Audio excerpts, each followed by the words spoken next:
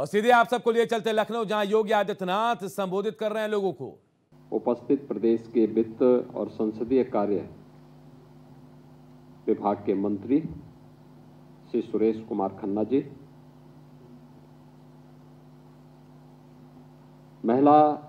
और बाल विकास विभाग की मंत्री श्रीमती बेबी रानी मौर्य जी, राज्य मंत्री श्रीमती प्रतिभा शुक्ला जी, प्रमुख सचिव महिला कल्याण और बाल विकास विभाग श्रीमती टीना जौहरी जी, आज के इस कार्यक्रम में उपस्थित सभी नवचयनित मुख्य सेविकाएं, फार्मासिस्टगण और प्रदेश के सभी 75 जनपदों में जहां पर यह नियुक्ति पत्र वितरण के कार्यक्रम हो रहे हैं, उन सभी स्थलों पर उपस्थित प्रदेश सरकार के हमारे सभी मंत्रीगण, सभी जनप्रतिनिधिगण और नियुक्ति पत्र प्राप्त करने वाले सभी अभ्यर्थीगण और उपस्थित बहनों और भाइयों, 2438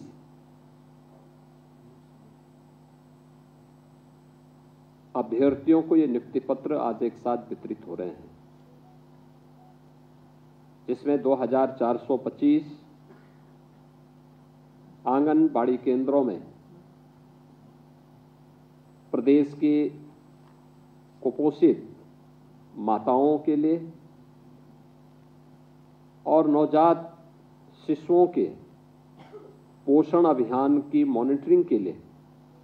मुख्य सेविकाओं का और 13 फार्मासिस्ट की चयन की प्रक्रिया संपन्न होने के उपरांत आज नियुक्ति पत्र वितरण का कार्यक्रम हो रहा है। मैं सबसे पहले जो प्रदेश भर की बेटियों को यह अवसर प्राप्त हो रहा है, उन सबको, उनके परिवार के सभी सदस्यों को इस चयन की प्रक्रिया में सफलतापूर्वक नियुक्ति पत्र वितरण होने के इस अवसर पर प्रदेश सरकार की ओर से हृदय से बधाई देता हूं और अधीनस्थ सेवा चयन आयोग को इस पूरी प्रक्रिया को निष्पक्ष, पारदर्शी और शासन की मंशा के अनुरूप करने के लिए हृदय से धन्यवाद भी करता हूं। वास्तव में हर एक युवा के मन में एक सपना होता है और उस सपने को प्राप्त करने के लिए वह अपने स्तर पर प्रयास करता है, एक स्वस्थ प्रतिस्पर्धा को आगे बढ़ाने का काम करता है। उस युवा के सपने को मंच देने का काम किसी भी लोकप्रिय सरकार को करना चाहिए। इस सरकार का दायित्व होता है, युवा प्रतिभाशाली होता है, ऊर्जा से भरपूर होता है, उसको सही दिशा मिल सके, वह राष्ट्र निर्माण की प्रवर्तमान अभियान का हिस्सा बन सके, यह किसी भी सरकार की जिम्मेदारी बननी चाहिए। लेकिन जब वही युवा भेदभाव का शिकार होता है, बेईमानी और भ्रष्टाचार की भेंट चढ़ता है, यह क्षति केवल एक युवा की नहीं होती, राष्ट्रीय क्षति होती है। राष्ट्र उस प्रतिभा से वंचित होता है, पीढ़ियां उस प्रतिभा से वंचित होकर के, कुंठित होकर के निराशा और हताशा की ओर जाती है। दुर्भाग्य से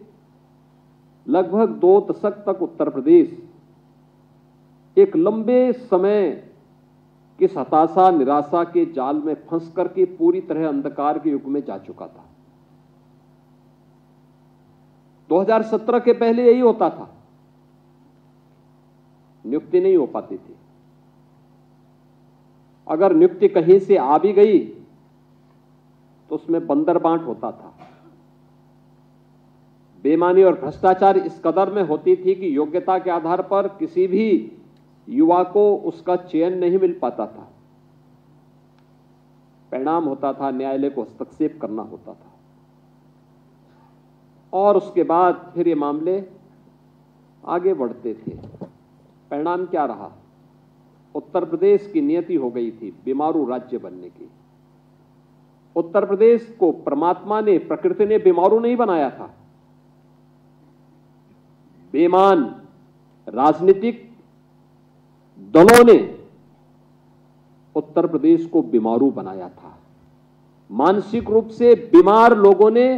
उत्तर प्रदेश को बीमार बनाया था। ये उत्तर प्रदेश अपनी प्रकृति से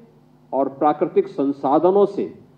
दुनिया का सबसे समृद्ध प्रदेशों में से गिना जाता है, लेकिन यहां की बीमार मानसिकता की राजनीतिक दलों ने, सत्ताधारी दलों ने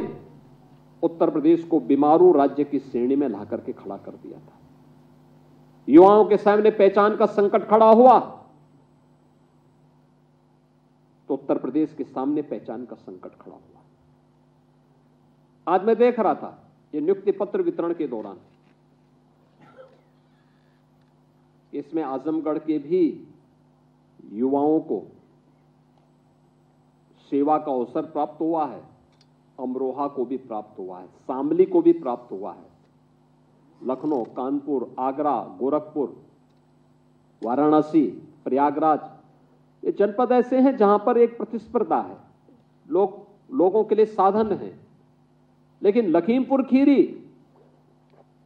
और नेपाल बॉर्डर के दुधवा नेशनल पार्क के जंगलों के बीच थारू जनजाति से जुड़ी हुई कोई बेटी चयन हो जाती है तो मान के चलिए चयन की प्रक्रिया पारदर्शी हुई है।